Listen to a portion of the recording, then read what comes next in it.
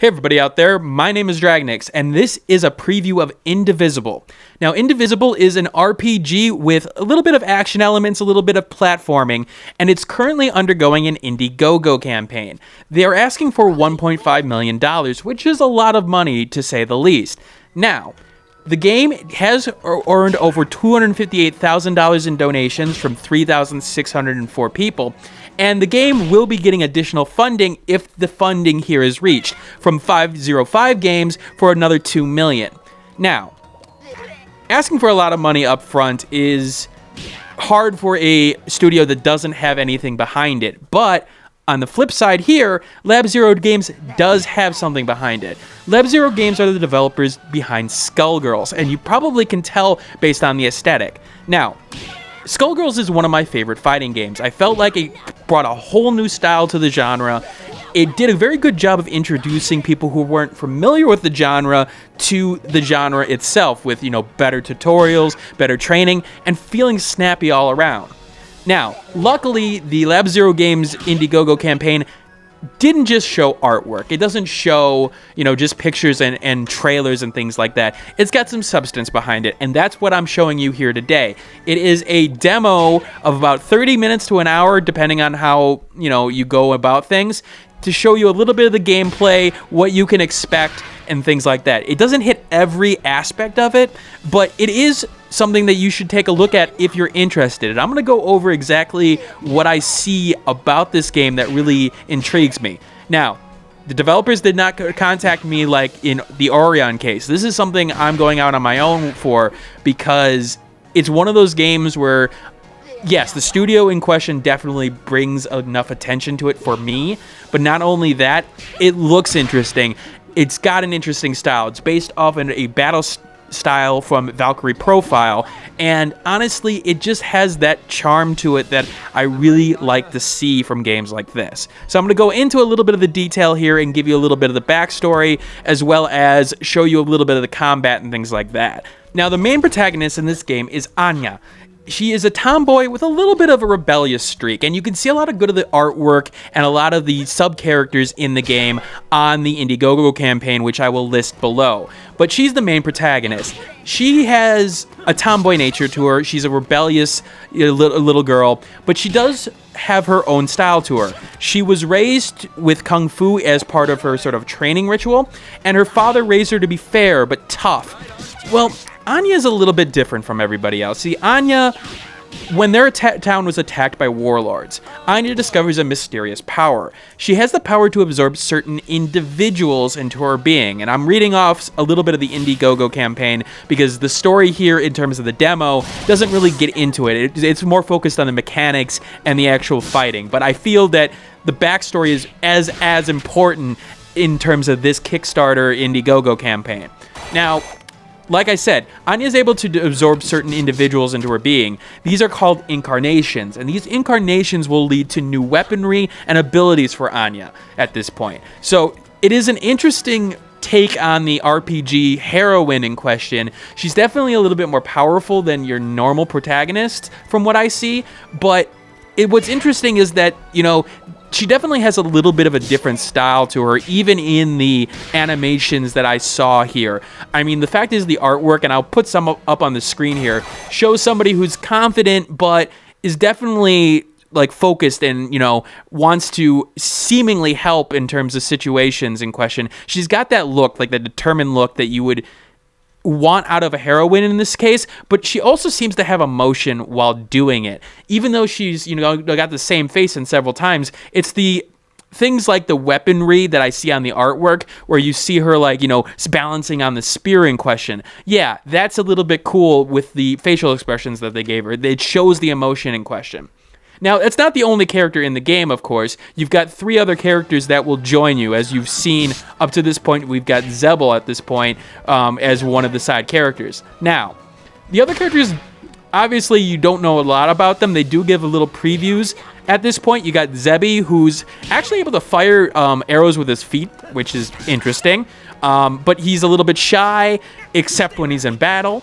Okay, cool, an interesting difference at that point. You got Razmi, who's the sort of the outcast of the group, the way that they word it. She's a shaman. She has a tiger pelt on her head, although she also has this lantern which has a tiger spirit in it, and that interests me. It's like, well, wait a minute, the tiger spirit's actually in the lantern. I wouldn't even have realized it, especially when she's wearing a tiger's pelt. She's sort of the healer of the group, as I'll get into later on. But you also have Tungar, which is sort of it's a traditional Indian headdress, sort of, kind of. He does definitely have Persian and influences here. It actually has got a sword with like a flexible ribbon blade, which is interesting because that is an actual weapon. If you go and look at some of the old weaponry there, it's not obviously to this extent, but it is an actual weapon that was used in battle.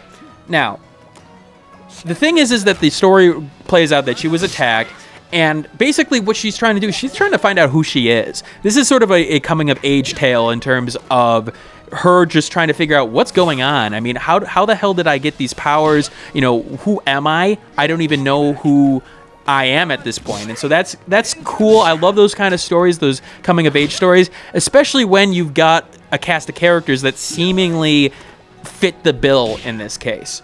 Now, it does not touch it in the demo. There is no story elements in the demo, and I really am saddened by that because I wanted to see a little bit of the writing.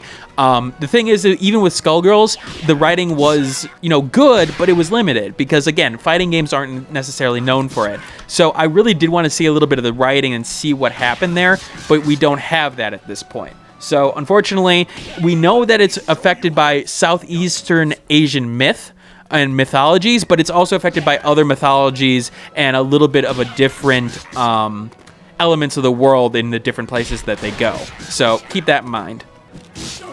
Now, I want to talk a little bit about the style because that's something that drew my attention with Skullgirls, and I think the style is here too. There is a unique art style, but I want to note some of the color designs in question. A lot of the characters and a lot of the creatures of the Skullgirls world, they get down to basic colors and basic concepts in terms of, yeah, you do have a bit of color on each character, but they stay with a lot of solid colors in terms of, like, 4 main colors, for example. You see, like, red, yellow, black on one character, and especially with the monsters, too. They keep it stylized, but also simple enough where there's not so much going on that it draws your attention away from, battling, but it does sort of stand out compared to everything else. It's one of the strengths of the Skullgirls, and everything feels flowing and everything feels, different in this case. And I really do like that style. I also want to note a little bit of the features in the face in question. The fact of the matter is what I found interesting in this world and the characters that they created, like, every character is a little bit different. You can see that they've, put a little bit of style depending on where these people came from, but they all work together. Like, okay, they're all human, of course, but they all have definite, like, different features, like the long nose of Zebi, or, the sort of a little bit of like the sharp edges on, like, the mustache and the hair for Tungar, I'm sorry. But it is an interesting way of looking at it, and it keeps a style that doesn't feel like, it was hashed together. Everything feels like it's all together in the end, which is rather nice. Now, the music here is done by Hiroi Kakuta. I know I pronounced that wrong, but he's known for Secret of Mana, and Secret of Mana is probably one of the better soundtracks out there at this point. So, of course, you're going to see some good music at this point. Now, let's actually get into the gameplay a little bit, because you guys can obviously play the game yourselves. It's a free demo you can see on their site. But talking about the combat a little bit, as well as the out-of-combat situation. Outside of combat, it's a side-scrolling platformer. You can run, jump, crouch, dash, and the controls are rather good, although I will have to say that I'm not a fan of the dash forward in terms of, like, holding the stick. I always felt like, especially with precise platforming, it never necessarily works. I'd rather have a button specifically for running so that I can, get that preciseness that I need, rather than try to force myself to run on small platforms. So I do wish that they would change that in the long run, but the controls worked rather well. Now, you do have different weaponry that you find. In the demo, you find an axe, and you can use that axe, of course, in combat, but the axe also serves a different purpose. You can actually climb up walls with it, which is interesting to say the least. Now, it was a little bit repetitive the way I was playing it. Okay, I have to go up, and if I missed, I would drop all the way down.